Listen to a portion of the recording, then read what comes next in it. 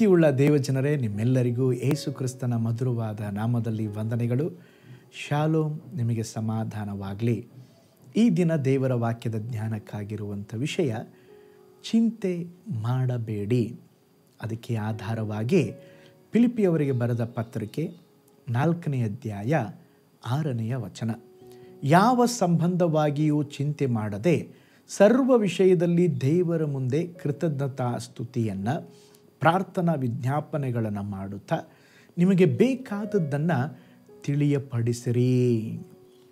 ನೋಡ್ರಿ, ಈಗ ಓದಿದ ವಾಕ್ಯ ಭಾಗದಲ್ಲಿ ನೋಡ್ತೇವೆ, ನಾವು ಚಿಂತೆ ಮಾಡಬಾರ್ದಂತೆ, ಚಿಂತೆ ಮಾಡುವ ಬದಲು ಪ್ರಾರ್ಥಿಸಬೇಕಂತೆ. ಚಿಂತೆ ಮಾಡಬೇಡ್ರಿ ಎಂಬುದಾಗಿ ಸತ್ಯವೇದದಲ್ಲಿ ಅನೇಕ ಸಾರಿ ತಿಳಿಸಲ್ಪಟ್ಟಿದೆ. ನಮ್ಮನ್ನು ಸಂತೈಸಿ ಉತ್ಸಾಹ ಪಡಿಸುವಂಥ ಒಂದು ಪದ ದೇವರು ಆಗಾಗ ಹೇಳಿದ್ದಾರಂದರೆ, ಮಗನೇ ಮಗಳೇ ಚಿಂತೆ ಮಾಡಬೇಡ. ನಾವು ಕರ್ತನನ್ನು ಅವಲಂಬಿಸುವಂತೆ ದೇವರು ಹೇಳ್ತಾ ಇದ್ದಾರೆ, ಚಿಂತೆ ಮಾಡಬೇಡ್ರಿ. ಕೆಲವರು ಕರ್ತನ ಮೇಲೆ ನಂಬಿಕೆ ಇಡದೆ ಸಂಶಯದಿಂದ ಚಿಂತೆ ಮಾಡ್ತಾ ಇರ್ತಾರೆ. ಅಯ್ಯೋ, ನನ್ನ ಅವಶ್ಯಕತೆಗಳು ಹೇಗೆ ಸಂಧಿಸಲ್ಪಡ್ತದೆ, ನನ್ನನ್ನು ಯಾರು ನಡೆಸ್ತಾರೆ? ನಿಮ್ಮನ್ನು ದೇವರು ನಡೆಸ್ತಾರೆ.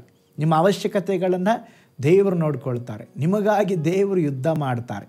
ಆದುದರಿಂದ ನೀವು ಚಿಂತೆ ಮಾಡಬಾರ್ದ್ರಿ. ನೀವು ದೇವರ ಮಗು, ನಿನ್ನ ದೇವರ ಮಗಳು, ನಿನ್ನ ದೇವರ ಮಗ. ಆದುದರಿಂದ ನೀವು ಚಿಂತೆ ಮಾಡಬಾರದು.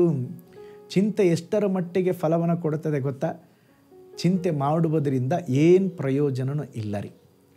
ಯಾವುದನ್ನು ಸಹ ನೀವು ಬದಲಾವಣೆ ಮಾಡಲಿಕ್ಕೆ ಸಾಧ್ಯವಿಲ್ಲ. ಚಿಂತೆಯಿಂದ ಯಾವ ಪ್ರಯೋಜನ ಇಲ್ಲ ರೀ. ಅದೇ ಸಮಯದಲ್ಲಿ ಚಿಂತೆ ಎನ್ನುವಂಥದ್ದು ನಿಮ್ಮ ಶಕ್ತಿಯನ್ನು, ನಿಮ್ಮ ಬಲವನ್ನು, ನಿಮ್ಮ ಆಯುಷ್ಕಾಲವನ್ನು ಕಡಿಮೆ ಮಾಡುತ್ತದೆ. ಚಿಂತೆ ನಿಮ್ಮನ್ನು ದುಃಖಪಡಿಸ್ತದೆ. ಒಬ್ಬ ವೈದ್ಯರು ತಮ್ಮ ಅನುಭವದಿಂದ ರೋಗಿಗಳ ಕುರಿತು ಪರಿಶೋಧನೆ ಅವರು ಮಾಡುವಾಗ 40% ಜನ ಆಲ್ರೆಡಿ ಅವರ ಜೀವನದಲ್ಲಿ ನಡೆದು ಹೋದ ಘಟನೆಗಳ ಬಗ್ಗೆ ಚಿಂತಿಸ್ತಾರಂತೆ. 12% ಜನ ತಮಗೆ ಆರೋಗ್ಯವಿದ್ದರೂ ಆರೋಗ್ಯವಿಲ್ಲ, ಒಂದು ವೇಳೆ ನನಗೆ BP ಬರ್ಬೋದು, ಶುಗರ್ ಬರ್ಬೋದು, ಹಾರ್ಟ್ ಅಟ್ಯಾಕ್ ಬರ್ಬೋದು, ಕ್ಯಾನ್ಸರ್ ಬರ್ಬೋದು, ಬರದೇ ಇರುವಂಥ ಕಾರ್ಯಗಳ ಕುರಿತಾಗೆ ಚಿಂತೆ ಮಾಡ್ತಾರಂತೆ. ಕೆಲವರು 18% ಜನ ಯಾವ ಕಾರಣವಿಲ್ಲದೆ ಹುಡುಕಿ ಚಿಂತೆ ಮಾಡ್ತಾರಂತೆ. ನೋಡ್ರಿ, ಅದಕ್ಕೆ ಯೇಸು ಸ್ವಾಮಿ ಬಹಳ ವರ್ಷಗಳಿಂದಲೇ ದೇವರು ಹೇಳಿದ್ದಾರೆ, ಚಿಂತೆ ಮಾಡಬೇಡ್ರಿ. ಚಿಂತೆ ಮಾಡಿ ನಿಮಗೊಂದು ಮೊಳ ಉದ್ದ ಬೆಳೆಯುವುದು ನಿಮ್ಮಿಂದ ಯಾರಿಂದ ಆದಿತ್ತು? ನೀವು ಏನು ಊಟ ಮಾಡಬೇಕು, ಏನು ಕುಡಿಬೇಕು, ಏನು ಹೊತ್ಕೋಬೇಕೆಂಬುದಾಗಿ ಚಿಂತೆ ಮಾಡಬೇಡ್ರಿ ಎಂಬುದಾಗಿ ಯೇಸು ಸ್ವಾಮಿ ಹೇಳಿದ್ದಾರೆ. ಚಿಂತೆ ಮಾಡುವುದನ್ನು ನಿಲ್ಲಿಸಿ ಪ್ರಾರ್ಥನೆ ಮಾಡುವುದನ್ನು ಆರಂಭಿಸಿ. ಚಿಂತೆ ಮಾಡುವುದನ್ನು ನಿಲ್ಲಿಸ್ರಿ, ಪ್ರಾರ್ಥನೆ ಮಾಡುವುದನ್ನು ಆರಂಭಿಸ್ರಿ.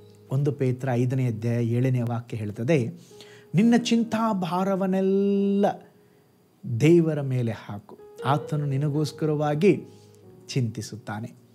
ಒಮ್ಮೆ ಗ್ರೀಕ್ ಸೈನಿಕನೊಬ್ಬನು ರಾತ್ರಿಯಲ್ಲಿ ಬಹಳ ದುಃಖದಿಂದ ಒಂದು ಕಾಗದವನ್ನು ತೆಗೆದುಕೊಂಡು ತನಗಿದ್ದ ಸಾಲಗಳನ್ನು ಸಾಲಾಗಿ ಬರೆದು, ಒಂದು ದೊಡ್ಡ ಮೊತ್ತವಾಗಿತ್ತು. ಅದರ ಕೆಳಗೆ ಅವನು ಹೀಗೆ ಪ್ರಶ್ನೆ ಬರೆದ, ಈ ಸಾಲವನ್ನು ತೀರಿಸುವವರು ಯಾರು? ನನ್ನಿಂದ ಆಗುವುದಿಲ್ಲ, ನಾನು ಆತ್ಮಹತ್ಯೆ ಮಾಡಿಕೊಳ್ತೇನೆ ಎಂಬುದಾಗಿ ಬರೆದಿಟ್ಬಿಟ್ಟು ಹಾಗೆ ಬಹಳ ಮಧ್ಯರಾತ್ರಿ ಆಗಿತ್ತು, ನಿದ್ರೆ ಮಾಡಿಬಿಟ್ಟ. ಅದೇ ಸಮಯದಲ್ಲಿ ಚಕ್ರವರ್ತಿಯಾದಂಥ ಅಲೆಕ್ಸಾಂಡರ್ನ ಆ ಕಡೆ ಬಂದ. ನೋಡ್ತಾನೆ, ಅವನ ಪಕ್ಕದಲ್ಲಿ ಬಂದೂಕಿದೆ, ಬರೆದಿಟ್ಟ ಪೇಪರ್ ಇದೆ. ನೋಡಿದ, ಪರಿಸ್ಥಿತಿ ಅರ್ಥ ಮಾಡಿಕೊಂಡ, ಓಹೋ, ಇವನು ಆತ್ಮಹತ್ಯೆ ಮಾಡಿಕೊಳ್ಳಿಕ್ಕೆ ಸಿದ್ಧವಾಗಿದ್ದಾನೆ. ಈ ಸಾಲವನ್ನು ತೀರಿಸುವವರು ಯಾರು ಎಂಬುದಾಗಿ ಒಂದು ಪೇಪರ್ ಬರೆದಿದ್ದಲ್ರಿ, ಅದರ ಕೆಳಗೆ ಮಹಾ ಅಲೆಕ್ಸಾಂಡರ್ ಆದಂಥ ನಾನು ನಿನ್ನ ಸಾಲವನ್ನು ತೀರಿಸ್ತೇನೆ ಎಂಬುದಾಗಿ ದೊಡ್ಡ ಸಹಿ ಮಾಡಿ ಚಕ್ರವರ್ತಿ ಹೋಗ್ಬಿಟ್ಟ. ಬೆಳಿಗ್ಗೆದ್ದು ನೋಡ್ತಾನೆ, ಪೇಪರ್ ಇದೆ, ಬಂದೂಕಿದೆ. ಅಯ್ಯೋ, ನಾನು ಸತ್ತೋಗ್ಲಿಲ್ವಾ, ಆತ್ಮಹತ್ಯೆ ಮಾಡ್ಕೊಳ್ಳಿಲ್ವಾ ಅಂಥೇಳಿ ಇನ್ನೇನು ಆತ್ಮಹತ್ಯೆ ಮಾಡ್ಕೋಬೇಕಂತ ನೋಡ್ತಾನೆ. ಆ ಪೇಪರಲ್ಲಿ ಸಿಗ್ನೇಚರ್, ಯಾರ ಸಿಗ್ನೇಚರ್ ರೀ? ಚಕ್ರವರ್ತಿ ಸಿಗ್ನೇಚರ್. ನಿನ್ನ ಸಾಲ ನಾನು ತೀರಿಸ್ತೇನೆ. ಅವನ ಸಂತೋಷಕ್ಕೆ ಮಿತಿಯೇ ಇಲ್ಲ. ಬಹಳ ಸಂತೋಷಪಟ್ಟ. ನನ್ನ ಸಾಲವನ್ನು ನನ್ನ ಚಕ್ರವರ್ತಿ ತೀರಿಸುತ್ತಾನೆ. ಒಬ್ಬ ಸಾಮಾನ್ಯ ಮನುಷ್ಯನೇ ಒಂದು ಆಶ್ವಾಸನೆ ಕೊಟ್ಟಾಗ ಆ ವ್ಯಕ್ತಿಗೆ ಅಷ್ಟು ಸಂತೋಷ ಉಂಟಾಗಿರೋದಾದರೆ, ಕಲ್ವಾರಿಯ ಶಿಲುಬೆಯಲ್ಲಿ ನಮಗಾಗಿ ಜೀವ ಕೊಟ್ಟು ನಮಗಾಗಿ ಲೋಕಕ್ಕೆ ಬಂದು ನಮ್ಮನ್ನು ಪ್ರೀತಿಸಿದ ದೇವರು ನಿನಗಾಗಿ ಎಲ್ಲವನ್ನು ಮಾಡ್ತಾರೆ. ನೀವು ಚಿಂತೆ ಮಾಡಬೇಡ್ರಿ. ನಿಮ್ಮ ಮಕ್ಕಳ ವಿವಾಹದ ವಿಷಯದ ಕುರಿತು, ನಿನ್ನ ಎಜುಕೇಷನ್ನ ಕುರಿತು, ನಿನ್ನ ಬಾಳ ಸಂಗಾತಿಯ ಕುರಿತು, ಅಥವಾ ನಿನ್ನ ಜೀವಿತದಲ್ಲಿ ನಡೆಯುವ ಕೆಲವು ಸಂಗತಿಗಳ ಕುರಿತು ನೀವು ಚಿಂತೆ ಮಾಡಬೇಡ್ರಿ. ದೇವರ ಮೇಲೆ ಭಾರ ಹಾಕಿ ದೇವರ ಎಲ್ಲವನ್ನ ನೋಡಿಕೊಳ್ಳುತ್ತಾರೆ. ಯೇಸು ಸ್ವಾಮಿ ನಿಮಗೋಸ್ಕರ ಚಿಂತಿಸ್ತಾರೆ. ನಿಮ್ಮ ಭಾರವನ್ನು ದೇವರ ಮೇಲೆ ಹಾಕಿರಿ, ನಿಶ್ಚಯವಾಗಿ ದೇವರು ನಿಮಗೊಂದು ಅದ್ಭುತವನ್ನು ಮಾಡ್ತಾರೆ. ಪ್ರಾರ್ಥನೆ ಮಾಡಿಕೊಳ್ಳೋಣ. ಪರಲೋಕದಲ್ಲಿ ವಾಸ ಮಾಡುವ ನಮ್ಮ ತಂದೆಯಾದ ದೇವರೇ, ನೀನು ಪ್ರೀತಿಸುವ ದೇವರು, ನಮ್ಮನ್ನು ನಡೆಸುವ ದೇವರು.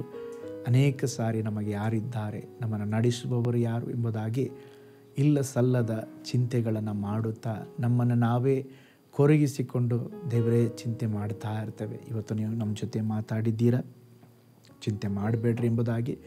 ಹೌದಪ್ಪ, ಯಾವ ಕಾರಣಕ್ಕೂ ನಮ್ಮ ಜೀವಿತದಲ್ಲಿ ನಿಮ್ಮನ್ನು ನೋಡುವಂತೆ, ನಿನ್ನ ಮೇಲೆ ನಂಬಿಕೆ ಇಟ್ಟು ನೀವು ನಡೆಸ್ತೀರ, ನೀವು ನೋಡ್ಕೊಳ್ತೀರೆಂಬಂಥ ಒಂದು ಆಶ್ವಾಸನೆಯನ್ನು, ನಂಬಿಕೆಯನ್ನು ನಮಗೆ ಕೊಡ್ರಿ, ನಮ್ಮನ್ನು ನಡೆಸ್ರಿ.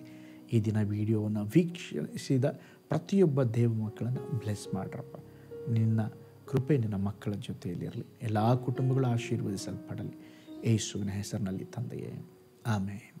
Price the lord. ಹಾಗಾದರೆ ನಿಮಗಾಗಿ ಚಿಂತಿಸುವ ದೇವರ ಬಳಿ ನಿಮ್ಮ ಚಿಂತೆಯನ್ನು ಒಪ್ಪಿಸಿಕೊಟ್ಟು ನೀವು ಚಿಂತೆ ಮಾಡದೆ ದೇವರ ಮೇಲೆ ಭಾರ ಹಾಕಿ ಜೀವಿಸ್ರಿ. ಕರ್ತನು ನಿಮಗಾಗಿ ಎಲ್ಲವನ್ನು ಮಾಡ್ತಾರೆ. ನಾಳೆ ಮತ್ತೊಂದು ದೈನಂದಿನ ಧ್ಯಾನದಲ್ಲಿ ನಾನು ನಿಮ್ಮನ್ನು ಸಂಧಿಸ್ತೇನೆ. ನಾನು ನಿಮ್ಮ ಪ್ರೀತಿಯ ಸೇವಕ pastor Paul Joy. God bless you all.